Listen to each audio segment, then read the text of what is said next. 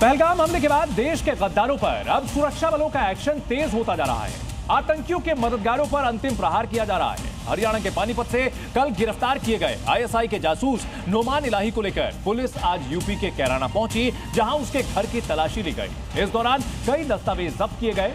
उधर कश्मीर में भी ओवरग्राउंड वर्कर्स यानी ओजीडब्ल्यू पर शिकंजा कसता जा रहा है। एसआईए की टीम ने आज कश्मीर में एक साथ 11 जगहों पर छापेमारी की।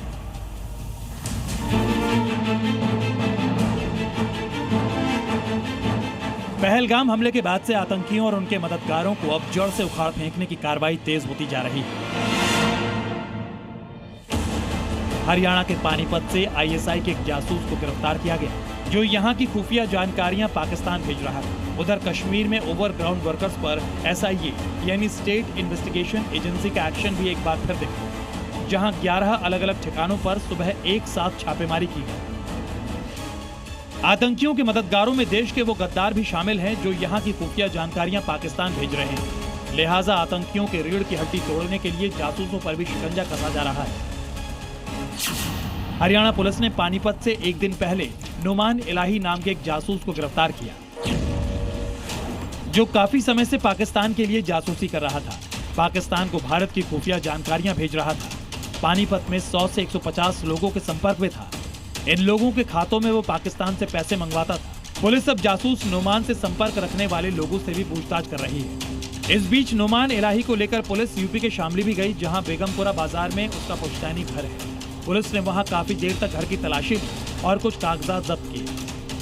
नोमान इलाही के आईएसआई से ताल्लुकात थे और आईएसआई के लिए वो जासूसी करता था और इकबाल हैंडलर नाम का एक आईएसआई हैंडलर था, उसके साथ वो तमाम जानकारी शेयर करता था। पानीपत पुलिस ने उसे गिरफ्तार की, लगातार पूछताछ की और बात ये भी सामने आई है जांच में कि वो पाकिस्तान से पैसे मंगाता था और कभी भी अपने अकाउंट में पैसे नहीं मंगवाया था। उसके संपर्क में 50 से 60 ऐसे लोग थे जिसके नाम पे वो पाकिस्तान से पैसे मंगवाता था। पुलिस की गिरफ्त में आने से पहले नोमान इलाही पानीपत में सिक्योरिटी गार्ड का काम कर रहा था और वो पाकिस्तान में आईएसआई के हैंडलर इकबाल काना के संपर्क में था। इकबाल काना भी कैराना का रहने वाला था, जो हथियारों की तस्करी और जाली नोटों के कारोबार में शामिल था और उसके बाद वो पाकिस्तान फरार हो गया था। इकबाल काना के अलावा कैराना के दिलशाद मिर्जा, हमीदा और शाहिद पाकिस्तान में बैठकर देश विरोधी गतिविधियों को अंजाम दे रहे हैं।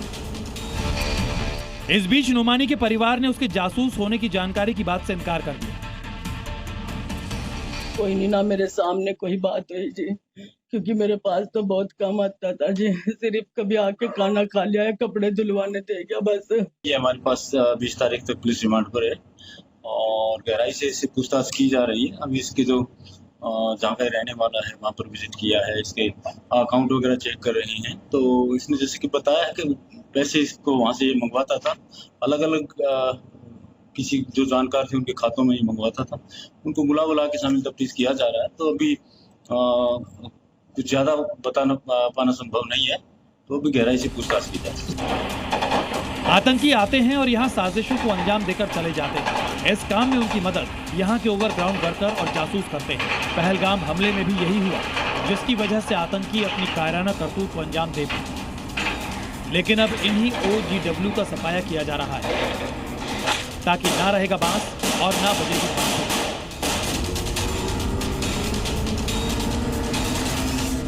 लिहाजा देशद्रोहियों का पूरा इलाज करने के लिए दक्षिणी कश्मीर के बाद एसआईए ने उत्तरी और मध्य कश्मीर में छापेमारी की। एसआईए की टीम ने ये छापेमारी सुबह 5:30 बजे 11 ठिकानों पर, जिसमें श्रीनगर में 3 जगहों पर छापे मारे गए। इसके अलावा गांदरबल, सोपोर, बारामूला, कुपवाड़ा और हंदवाड़ा में भी छापेमारी की गई। सूत्रों के मुताबिक इस छापे में कुछ मोबाइल फोन भी एसआईए ने जब्त किए, जिनके जरिए पाकिस्तान में आतंकियों से संपर्क किया जा रहा था।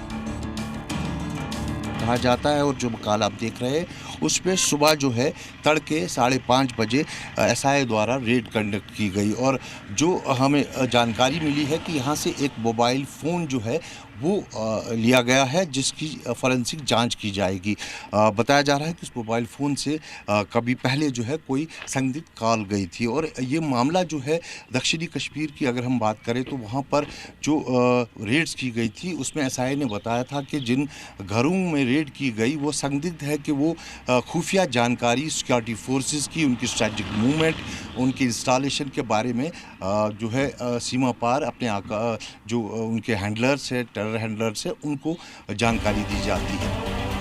पिछले कुछ दिनों में जिस तरह से देश के गद्दारों पर एक्शन तेज हुआ है, उससे साफ है कि आने वाले समय में ये देशद्रोही सलाखों के पीछे होंगे और आतंक का इकोसिस्टम पूरी तरह से ध्वस्त हो जाएगा। कश्मीर से खालिद हुसैन और पानीपत से राकेश भयाना के साथ ब्यूरो रिपोर्ट, जी मीडिया।